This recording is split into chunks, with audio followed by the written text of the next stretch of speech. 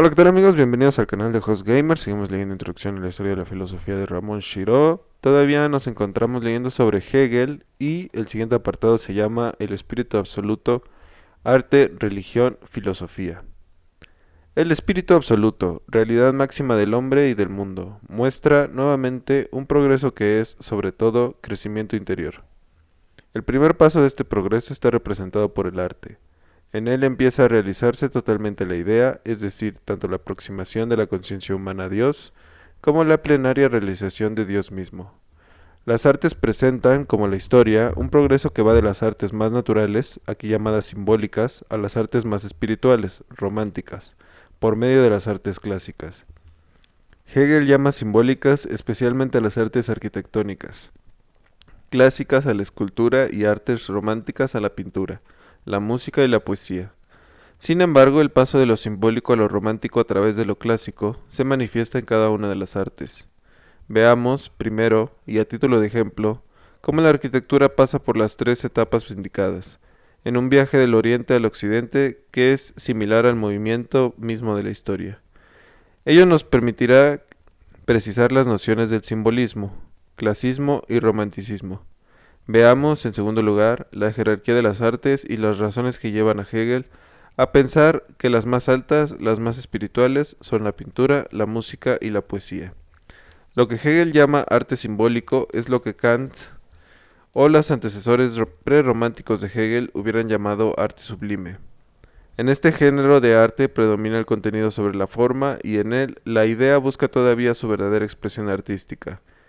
En la arquitectura simbólica lo característico es que el hecho que la casa, el templo y las demás construcciones son simples medios con vistas a un fin exterior.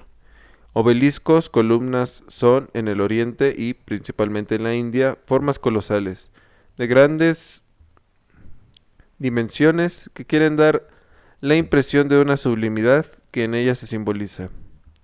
Es de nuevo en Grecia la que representa la mocedad, y a veces en la estética se tiene la impresión de que esta mocedad es madurez.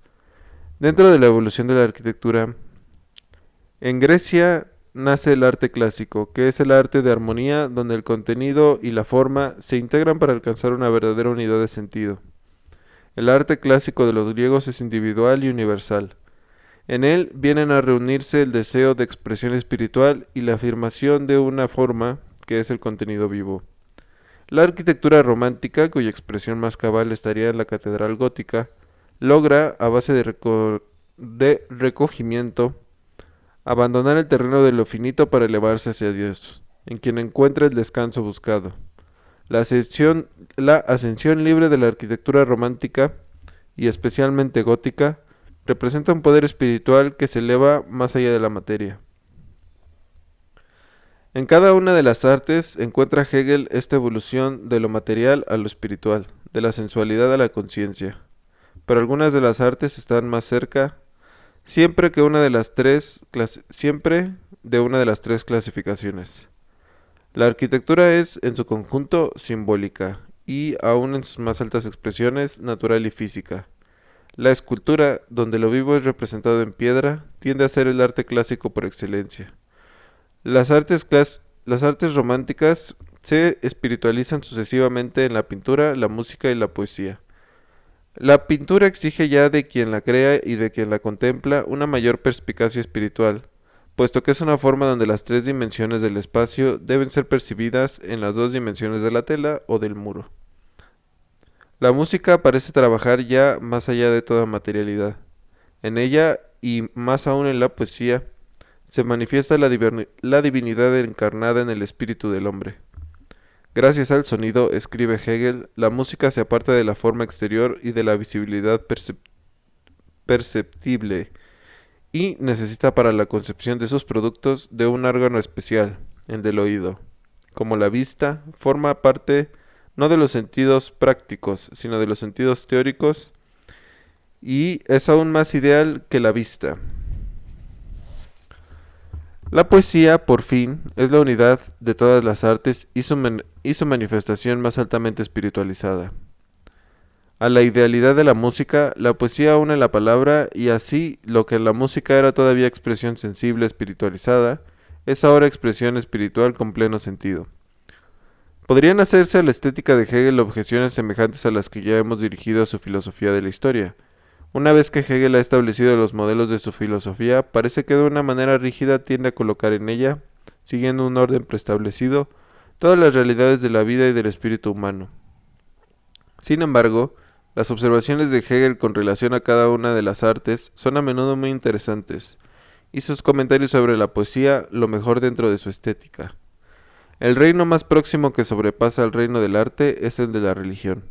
La conciencia de la religión adquiere la forma de la representación cuando el absoluto se desplaza de la objetividad del arte hacia la interioridad del sujeto. Y por un lado, ve Hegel en la poesía una tendencia a la religión, y a veces una expresión religiosa.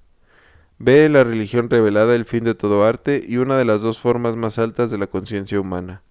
La religión revelada se manifiesta en la fe, en las palabras de Hegel, en la presencia inmediata de Dios. Cristo, en cuanto a Dios encarnado, y los evangelios, en cuanto a revelación de Cristo, son el momento más alto y definitivo de la religión revelada. La religión revelada, si bien representa una de las dos formas más elevadas de la espiritualidad, no es, sin embargo, la forma espiritual definitiva. En la vieja querella entre la razón y la fe, Hegel se inclina hacia la razón. Es ella y sólo ella la que acaba por dar sentido al mundo. Revelación clara y distinta del espíritu absoluto. La filosofía es, en plenitud de razón, la cúspide de toda la investigación hegeliana. La ventaja de la razón y su empleo en la filosofía sobre cualquiera de las etapas anteriores de la evolución y del crecimiento del espíritu humano reside en su capacidad de suprimir todo conocimiento sensorial imaginativo o figurativo. La filosofía así concebida es doblemente autorreflexión y reflexión sobre la razón, el absoluto, la idea que Hegel también llama Dios. Así, lo que en la religión era contenido, o en una manera de imaginar otro contenido, es aquí la acción propia del yo. Queda el círculo cerrado, porque la filosofía de Hegel es cíclica y circular. Cuando en un principio Hegel hablaba de la noción vacía que se llamaba el ser, hablaba de lo mismo que ahora llama espíritu absoluto. La diferencia es que en el primer caso del ser estaba vacío de contenidos, mientras que en el segundo caso el absoluto es la totalidad de los contenidos que nos han llevado de la lógica a la naturaleza, de la naturaleza al espíritu y, dentro de este, crecientemente espiritualizado el espíritu humano, del espíritu subjetivo al objetivo, del espíritu objetivo al espíritu absoluto. Si ahora nos preguntamos cuál es el absoluto en la filosofía de Hegel, la respuesta ha de ser doble. Si nos referimos al contenido del absoluto, habremos de decir que es toda la filosofía hegeliana. Si nos referimos al modo de conocer este absoluto, la respuesta será que este conocimiento se realiza plenariamente en la razón. Quien quiera ver el mundo racional, lo verá racional, decía Hegel. Tal es, sin duda, la tentativa de su filosofía, y Hegel, como Heráclito, resulta, a fin de cuentas, no tanto un filósofo de cambio, sino de la unidad del cambio, y de la unión de los contrarios que encontramos en el mundo del cambio. Esta consideración general nos conduce a dos consideraciones más. Por una parte, la palabra evolución, cambio, dialéctica, indica a veces en Hegel un verdadero cambio que ha tenido lugar en la historia. Tal sería el caso de su concepto de la familia, de la sociedad, del Estado, de la historia humana y en parte de la historia de las artes. Pero la palabra cambio puede indicar, y así lo hace muchas veces, un progreso interno del espíritu, una llegada del espíritu a escalones cada vez más altos de la realidad. Así, la religión, que sin duda tiene una historia, es en sí misma un grado superior con referencia al espíritu estético. Lo mismo sucede con la filosofía en relación a la religión. Evolución en Hegel significa ya progreso real, ya progreso espiritual e interno de la conciencia humana. Por otra parte, la identificación radical entre razón y realidad conduce a pensar que la filosofía de Hegel es una filosofía panteísta. El absoluto se descubre en la realidad y el absoluto se realiza en la evolución doblemente definida de los conceptos, las instituciones, los sentimientos, las imágenes y las ideas. Siguiente apartado, la suma hegeliana. Hegel decía una vez que el contenido de su filosofía era toda la historia de la filosofía, y en general la historia de la humanidad, y aún del mundo. Si Aristóteles, Santo Tomás o Hegel habían realizado grandes síntesis, es probable que ninguno de ellos tratara de llevar a cabo una síntesis intencionalmente buscada como tal a la manera de Hegel. En Hegel no existe solo una suma del pensamiento anterior, sino además la intención muy clara de llevar a cabo esta suma. Hasta tal punto esto es cierto que la filosofía de Hegel, hecha de cambio y de movimiento, parece a fin de cuentas detener el tiempo y querer ser la filosofía, es decir, la última filosofía definitiva que acaba con la historia al ser resumen de toda la historia. Paradójicamente, esta intención escondida de Hegel no deja de dar un tinte estático a una filosofía que se prometía dinámica. En síntesis o suma hegeliana está escrita como la de Aristóteles o la de Santo Tomás, en una época de crisis social, política, religiosa y vital. Como las grandes síntesis del pasado, alcanza alguna verdad absoluta y parece, también, querer organizar el mundo dentro de un todo, el cual han contribuido todas las filosofías anteriores. Pero si la filosofía de Aristóteles, que fue totalizante, se vio seguida por filosofías que tomaban la parte por el todo, epicúreos, estoicos, escépticos, si la suma atomista se vio despejada en los últimos siglos de la Edad Media y dio lugar, a veces por reacción, a interpretaciones totalizadoras de las partes, Occam es aquí el ejemplo más claro, la filosofía de Hegel no termina con la historia. De hecho, y a pesar de Hegel, inicia un nuevo periodo histórico donde lo que en Hegel era totalidad va a desmembrarse, donde los filósofos volverán a tomar parte por el todo.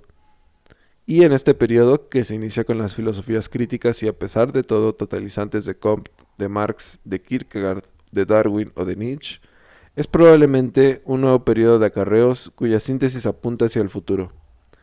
Un futuro que a mitad del siglo XX no está vedado. Después vienen unas obras de consulta y ya empezaría la parte tercera que se llama La refutación de Hegel. Pero eso lo vamos a ver en la próxima entrega. Si te gustó el contenido, no olvides suscribirte al canal, darle like, compartirlo en tus redes sociales, con tus amigos, con tus primos, con tu abuelita, con quien tú quieras. Tú ve y compártelo. Si no te gusta el contenido, pues no sé qué haces aquí. Estoy sorprendido por ti. En todo caso, te deseo que sigas teniendo un excelente y maravilloso día. Saludos, bye.